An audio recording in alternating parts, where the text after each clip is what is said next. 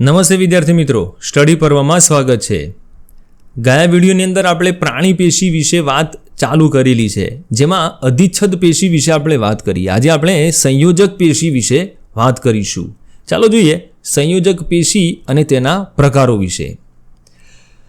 સૌથી પહેલાં તો સંયોજક પેશી કોને કહેવાય? બે પેશીઓ કે અંગો વચ્ચે જોડાણ સાધતી કે આધાર આપતી પેશીને સંયોજક પેશી કહેવાય છે.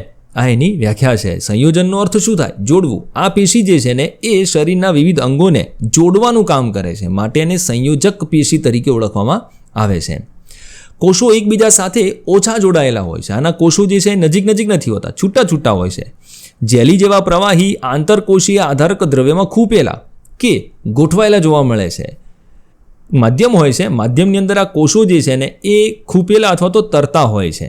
એવી આ સંયોજક પેશી છે. સંયોજક પેશીના 3 પ્રકાર છે, જેમાં સૌથી પહેલો પ્રકાર છે વિશેષ સંયોજક પેશી.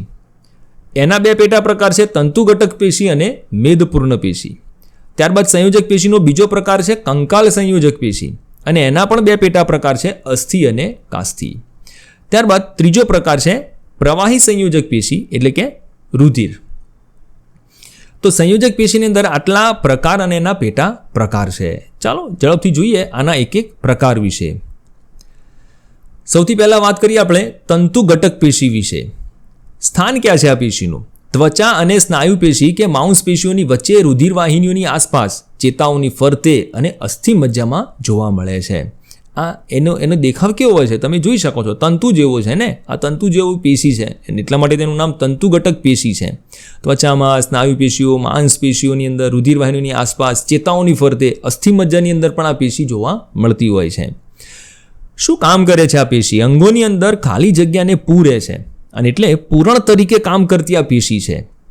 આંતરિક અંગોને આધાર આપે છે અને પેશીના સમારકામની અંદર મદદરૂપ થવાવાળી આ પેશી છે તંતુઘટક પેશી. પરીક્ષામાં પૂછાય તો આપણે આટલી વસ્તુ એના વિશે લખવાની છે. ત્યારબાદ મેદપૂર્ણ પેશી. મેદનો અર્થ શું થાય વિદ્યાર્થી મિત્રો? ચરબી, ફેટ, જેને આપણે કહેતા હોઈએ છીએ તે. ક્યાં હોય છે? ત્વચાની નીચે આંતરિક અંગોની વચ્ચે જોવા મળે છે. ચામડીના નીચે આપણે ત્યાં મેદનો સંગ્રહ જે છે ને ચામડીના નીચે થતો હોય છે, તો આ ત્યાં જોવા મળે છે. જો અહીંયા આગળ નીચેની આકૃતિ આપેલી છે. આ પેશીના કોષો ચરબી કે મેદના ગોલકોથી ભરેલા હોય છે. આ છે ને આમ ગોળા ગોળા હોય એ પ્રકારની છે. આ કઈ છે? મેદપૂર્ણ પેશી છે. આ પ્રકારની જોવા મળતી હોય છે. ચરબી ભરેલી હોય છે, મેદના ગોલકો હોય છે. કામ શું કરે? ચરબી કે મેદ સંગ્રહને કારણે ઉષ્મા નિયમનનું કાર્ય કરે છે. આપણા શરીરનું તાપમાન જે છે બહારના તાપમાન પ્રમાણે બદલાઈ ન જાય. અંદરની ગરમી જે છે, લોહી છે ને એ હુંફાળું હોય છે, એની ગરમી બહાર નીકળી ન જાય અને બહારની ઠંડી કે ગરમી જે છે લોહીને વધારે ગરમ કે ઠંડુ ન કરે. એટલા માટે આ ચરબીનો જે સ્તર છે ને એ ઉષ્મા નિયમનનું કાર્ય કરતી હોય છે. ટેમ્પરેચરની ટૂંકમાં આપણી બોડીના જાળવી રાખવામાં એનો મહત્ત્વનો ફાળો હોય છે. ઠીક છે. આગળનો પ્રકાર છે અસ્થિ. ક્યાં હોય છે? અસ્થિનો અર્થ આપણને ખબર છે, અસ્થિ એટલે હાડકાં, એવું આપણે કહેતા હોઈએ છીએ. એટલા માટે તો શરીરના હાડપિંજરનું નિર્માણ કરી શરીરને આકાર આપતી આ સંયોજક પેશી છે. હવે હાડકાં ક્યાં હોય આપણા શરીરની અંદર? તો અસ્થિનું સ્થાન ક્યાં છે? તો આપણા શરીરમાં જેટલા પણ હાડકાં છે ને એ બધી અસ્થિ પેશી છે. હાડકાં અને હાડપિંજર એ આપણા શરીરને આકાર આપે છે. જો આપણા શરીરમાં હાડપિંજર ન હોય તો શરીર ટટ્ટાર ઊભું ન રહી શકે, શરીરનો ચોક્કસ આકાર ન હોય. એટલે આ પેશી જે છે શું કરે છે? શરીરને આકાર અને આધાર આપવાનું કામ કરે છે. બહુ મહત્ત્વની આ પેશી છે. એની રચના કેવી હોય છે? અસ્થિ કોષો, અસ્થિ પેશીના જે કોષો છે ને એને અસ્થિ કોષો કહેવાય. આ અસ્થિ કોષો આંતરકોષીય આધારક દ્રવ્યમાં ગોઠવાયેલા હોય છે, જે કેલ્શિયમ અને ફોસ્ફરસના બનેલા હોય છે. જો નીચે તમને એની આકૃતિ આપવામાં આવેલી છે. કામ શું કરે છે? આ પેશી મજબૂત અને કઠણ હોય છે, તેથી શરીરના હાડપિંજરનું નિર્માણ કરી શરીરને આકાર આપે છે. હમણાં મેં તમને કહ્યું કે શરીરને આકાર અને આધાર આપવાનું કામ કરે છે. સાથે સાથે સ્નાયુ પેશીઓને મદદરૂપ થાય છે અને શરીરના મુખ્ય અંગોને આધાર આપતી હોય છે. ખૂબ જરૂરી પેશી છે આ અસ્થિ પેશી. હવે આપણા શરીરની અંદર છે ને સાંધા છે. તમે જો આકૃતિની અંદર અહીંયા આગળ સાંધા બતાવેલા છે. સાંધા ન હોય તો શું થાય? આપણા હાડકાં મૂવમેન્ટ ન કરી શકે. તો બે નજીકના કે ક્રમિક અસ્થિ હોય ને એ એકબીજા સાથે જેના વડે જોડાયેલા છે ને એને કહેવામાં આવે છે અસ્થિબંધ, લિગામેન્ટ. એ આકૃતિમાં તમને બતાવવામાં આવ્યું છે. આ જે છે તે આ સ્નાયુ છે, આને અસ્થિબંધ કહેવામાં આવતો હોય છે. આ ઉપરનું હાડકું છે, નીચેનું હાડકું છે, તો બંને એકબીજા સાથે જોડાયેલા છે અસ્થિબંધ વડે. એવી જ રીતે સ્નાયુ પેશી કે માંસપેશીને અસ્થિ સાથે જોડવાવાળી જે છે એ સ્નાયુબંધ છે. જુઓ, આ સ્નાયુની સાથે જોડાયેલી છે. હાડકું અને સ્નાયુ જે છે ને આપણું જોડાયેલું હોય છે. તો એ જેના વેળે જોડાયેલું હોય ને સ્નાયુ અને અસ્થિ, એ સ્નાયુબંધ કહેવાય છે. ટેન્ડન અંગ્રેજીમાં એને આપણે કહીશું. તો આ અસ્થિ પેશી જે છે એ આપણા શરીરની ખૂબ અગત્યની પેશી છે. ત્યારબાદ વાત કરીએ કાસ્થિ વિશે. અસ્થિ અને કાસ્થિ, આનું સ્થાન ક્યાં છે? કાન, નાક, ગળું, શ્વાસનળી અને પાસળીઓની અંદર જોવા મળે છે. આપણા કર્ણપલ્લવના સ્નાયુ તમે જુઓ ને, આ કાનના સ્નાયુ કેવા છે? આમ સ્થિતિસ્થાપક છે. આપણું હાથનું હાડકું વળે નહીં, પણ આ જે છે એ શું થાય છે? વળે છે. વળે છે મીન્સ કે આપણે એને આ રીતના વાળી શકીએ છીએ. તો કાનની અંદર, નાકના ટેરવા ઉપર જોવા મળે છે. ગળું જે છે, ગળાના ભાગે ઘાટી ઢાંકણ જે છે ને 3/10ની અંદર જોઈશું આપણે, એ ઘાટી ઢાંકણ કાસ્થિમય પડદો છે. શ્વાસનળીની અંદર સિયાકારની પટ્ટીઓ આવેલી હોય છે, એ પણ કાસ્થિની બનેલી હોય છે. આપણી જે પાંસળીઓ છે, પાંસળીનો કેટલોક ભાગ જે છે ને કાસ્થિનો બનેલો હોય છે. ઠીક છે. તો કાસ્થિનું આ બધું સ્થાન છે આપણા શરીરની અંદર. એની રચના કેવી છે? કોષો વચ્ચે પર્યાપ્ત જગ્યા હોય છે. આંતરકોષીય આધારક દ્રવ્ય પ્રોટીન અને શર્કરાનું બનેલું હોય છે. જો તમને અહીંયા આગળ એના કોષો બતાવવામાં આવેલા છે.